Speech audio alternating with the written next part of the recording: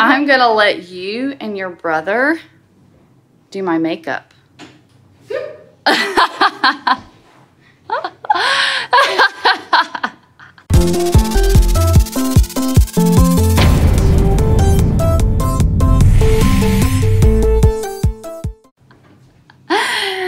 We're gonna see how good you can do. It's the makeup challenge. Y'all ready? Okay. I'll go first. Makeup challenge. I'll go first. How can the boys do on my makeup? This is gonna be very interesting. Okay.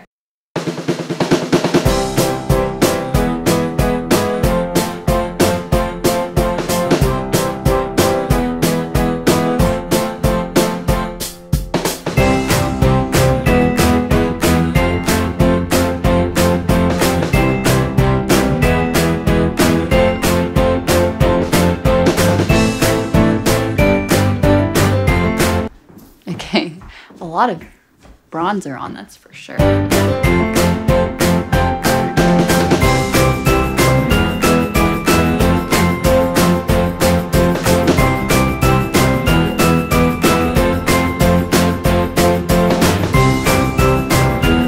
Looking good. Is it looking good?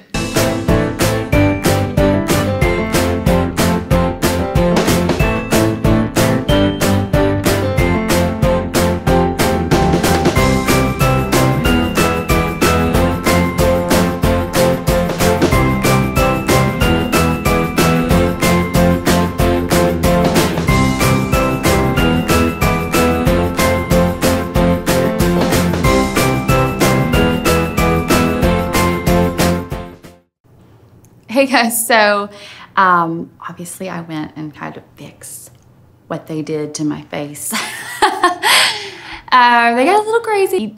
So I thought with the eyeliner that he was gonna go a little crazier than he did. So I actually thought I was gonna look a lot worse. But the reason I really wanted to show you guys this was because what I've been thinking about is this verse, and it's Romans chapter 12, verse 2. It says, and this is from the NIV, but it says, do not conform to the pattern of this world, but be transformed by the renewing of your mind. Then you will be able to test and approve what God's will is, his good, pleasing, and perfect will. So I just, okay, so when I was originally gonna be sharing this verse with you guys, I thought that maybe I might get a little preachy, but I started really thinking about it and praying about it some more. And what I wanna be careful with and always mindful of is I never wanna create sort of this, us against them attitude, this Christians against non-Christians mentality. Because that's not the way it's supposed to be. We are supposed to love the world. We are supposed to love as God loved the world. I mean, it says John 3:16, right? For God so loved the world that he gave his one and only Son. So whoever believed in him would not perish, but have everlasting life. So that's for everybody. That's not just for you. It's not just for me. It's for the entire world. It's for everyone on this planet.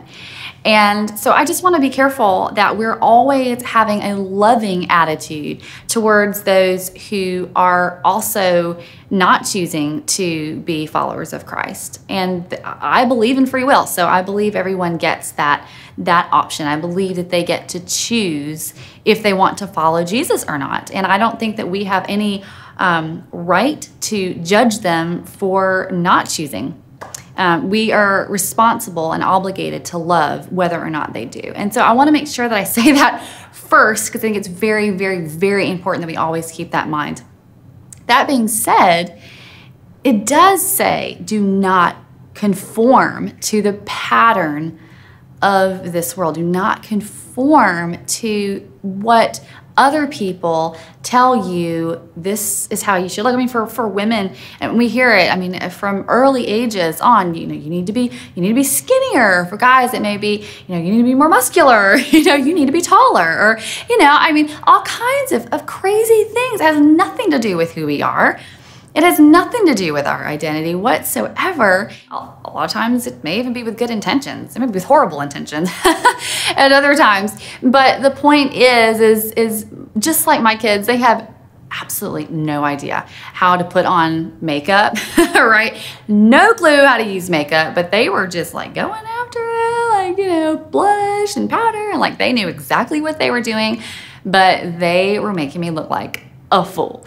And I think that, you know, we have a habit of looking to the world to sort of make us over and to show us sort of the way that we should act or the way that we should respond to things, or in life, kind of all things. We tend to just, as people, we tend to look outwardly for the recipe of what happiness means or what success means or beauty means. And that's not what the Word of God tells us to do. It says to do not conform to the pattern of this world. Do not conform to what it is that others are telling you, that the outside is telling you, but be transformed by the renewing of your mind. And then it says, then you will be able to test and approve what God's will is, His good and pleasing and perfect will. So if we're transformed by the renewing of our mind, and that's putting on the mind of Christ, then we'll be able to say, yep, this is what His pleasing and perfect will is for my life. Then we'll have the clarity that we need to be able to do the things that we need to do. In my own life, I have conformed to this world. So, I mean, even today, I mean, I definitely would say I probably did it more, or in different ways, I should say, probably like in my early 20s. You know, I definitely had my experiences where I just look back now and I'm like, oh my gosh, I'm so embarrassed at just the thought of, you know, some of the things that, you know, I've said or how I've acted. And I wish that they would just disappear. But the reality is, it's a part of my past, and choices that I made that I wish that I had not made, as you know, as a young woman. And I want to encourage you guys who are young and sort of trying to grow up and find who you are. I want to encourage you to still be thinking about who it is that you want to be, the person that you want to be, like now, but also who you want to see yourself being in the future, because you are going to look back on things in the past. And I want you to be able to look back on them and know that you chose good, that you chose God in the middle of maybe a crazy life season, and be able to look at it with, you know, good thoughts and good memories instead of regrets.